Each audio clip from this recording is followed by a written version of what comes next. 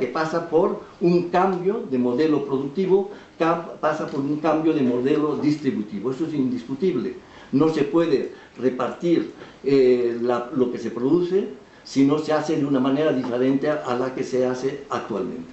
Entonces, la lucha, claro que es muy difícil interiorizar la idea de que frente a la situación en que nos están arrebatando lo poco que teníamos, decir no pelear por ello. Sí, repito, hay que pelear por tener lo que yo, pero hay que pelear por lo otro también, que es que el sistema capitalista no solamente nos arrebata esa parte de nuestro trabajo, que se enriquece con ello, sino que lo que está generando es un modelo de producción que está destruyendo el planeta.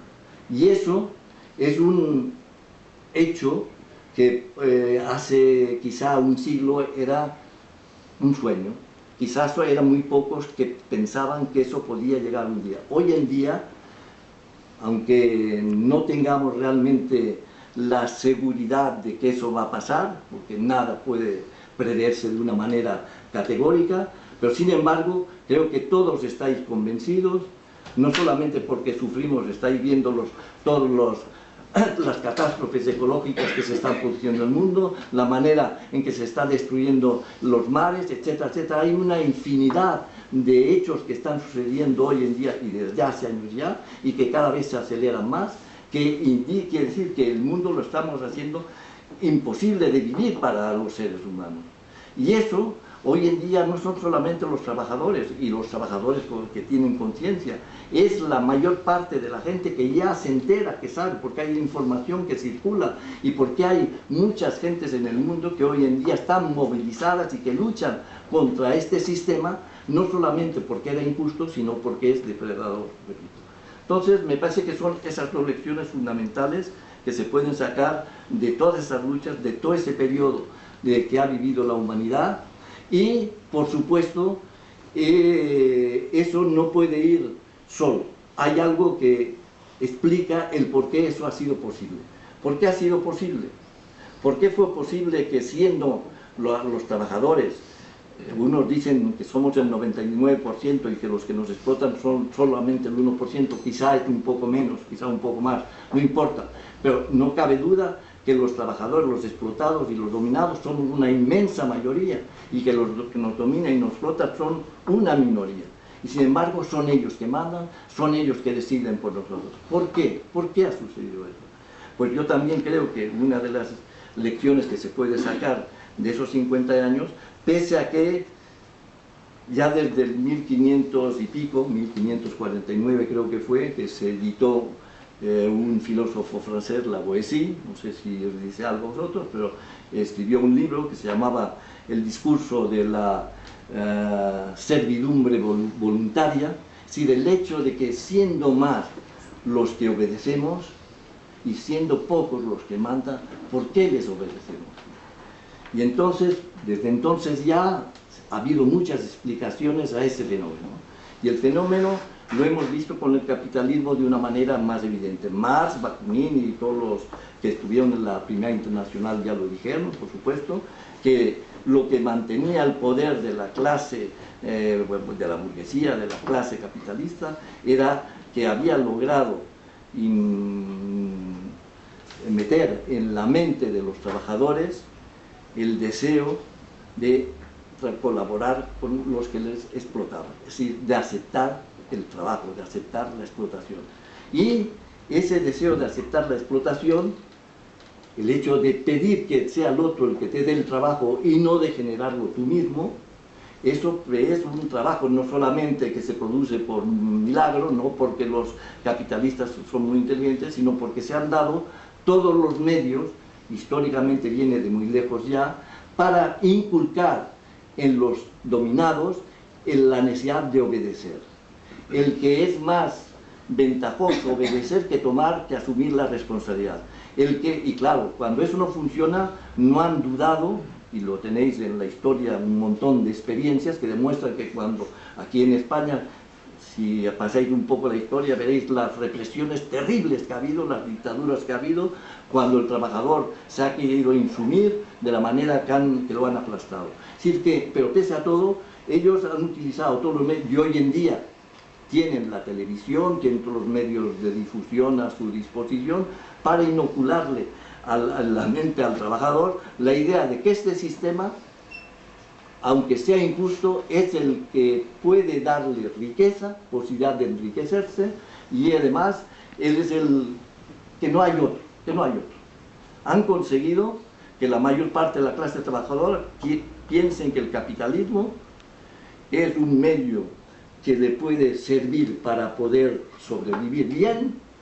Le vendieron también la idea del estado de bienestar, de que podía tener cada vez más riquezas, más comodidades, más ventajas, pero al mismo tiempo también han utilizado todos los instrumentos para que él, esa mentalidad de obedecer y de dejar de asumir por sí mismo su responsabilidad, lo haga. Desde la escuela, las religiones, las ideologías, los partidos nos dividen, nos parten, han hecho que eso, que la gente no tenga confianza en sí misma y que no decida por ella y deleguen los demás la decisión. Lo delegan el patrón para que produzca las riquezas, incapaces nosotros de generarlas, delegan los políticos las decisiones que nos conciernen a toda la sociedad, incapaces de tomarlo en nuestras manos. O sea que otra de las, para mí, importantes elementos que hay que retener de esas luchas es que mientras los trabajadores no sean capaces de decidir por ellos mismos y no de delegar su poder de decisión en otros, estamos condenados a seguir soportando esta sumisión. Estos dos hechos van avalados, ¿por qué? Pues porque hay experiencias históricas. Digo, de la Comuna, por ejemplo, en Francia, pues es verdad que fue aplastada, hubo miles de víctimas. En España también hubo una revolución, se resistió durante 3 años, hubo un funcionamiento desde el punto de vista económico y además de igualdad y equitativo ejemplar, pero sin embargo las fuerzas militares triunfaron y aplastaron aquello, y después la represión que vino pues ya la conocéis también. Pero sin embargo en otros lugares esa lucha contra el capitalismo, contra la burguesía, contra las oligarquías dominantes triunfaron. El caso de la Unión Soviética. En Rusia no se puede negar que en la primera fase de la revolución, en 1917, el zarismo, lo que era la clase dominante, tiene que abandonar su poder de dominación y que se instaura una nueva sociedad en que los medios de producción ya no están en manos de unos cuantos, sino que pasan a manos, ellos dicen colectiva, por lo menos a nivel estatal, efectivamente ya no eran propiedad privada, era propiedad. Pero ¿qué pasa? ¿Por qué un socialismo que comenzaba, que en principio desde la Primera Internacional ya se habían dividido esas dos corrientes? Lo sabéis, en la Primera Internacional se pensaba, hubo una corriente, la marxista, que pensaba que para emanciparse del capital y para poder crear una sociedad nueva de igualdad y de libertad, tenía que ser destruyendo el Estado, que era el soporte de la explotación. Destruyendo el Estado, pero conquistando el Estado.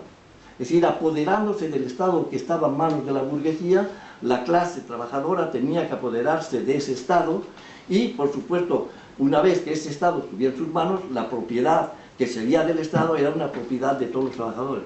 Pero desgraciadamente, como era a través del Estado, es decir, a través de una institución de poder, el poder genera ¿qué? Pues genera el que uno decide y otros obedecen. Y eso genera todo un aparato, toda una pirámide de distribución del poder, generándose lo que habéis visto, las oligarquías dominantes, en las que hay desde los jefes que son jefes para la eternidad mientras vivan, hasta toda la burocracia, toda la nomenclatura, que es la que gestiona la explotación de esa masa de trabajadores que no es propietaria de los medios de producción, puesto que son de la clase que la dirige, es decir, de la burocracia. ¿Y qué pasa? Pues cuando esa burocracia llega a un grado tal de desarrollo y de control de esos medios, pues quiere llegar a lo que ha llegado en Rusia, y lo que ha pasado ha sido, inclusive, habéis visto cómo se ha desmoronado el socialismo real y se ha convertido en el capitalismo que tenemos hoy en día de Putin. Y porque la clase dominante, la jerarquía, la nomenclatura, se ha querido apoderar de los medios de producción, pero de una manera ya personal. Y ya visteis cómo se pasó en pocos años, en un año, en 2 años, pues se pasó de lo que era un socialismo, aunque fuese de Estado, a lo que es ya el capitalismo más descarado. En la China, pues habéis visto que eso se ha hecho desde el propio Partido Comunista, desde el propio Estado se ha instalado ese paso. Bueno, entonces significa que mientras la clase trabajadora siga delegando